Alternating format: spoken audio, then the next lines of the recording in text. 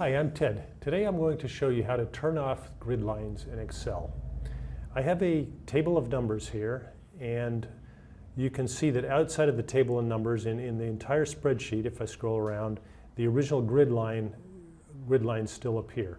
So what you want to do is find a menu option that says remove grid lines. I know in the Windows operating system it's under the view menu. In the Mac system, at least this one, it's actually under preferences. You go to Excel, preferences, and then you select view, and then you find where it says show grid lines, and you unselect it and say okay.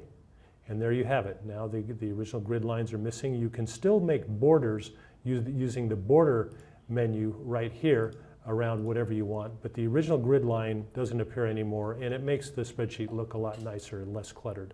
So I hope this has been helpful. I'm Ted, and today I showed you how to remove the grid lines in Excel. Thank you for watching.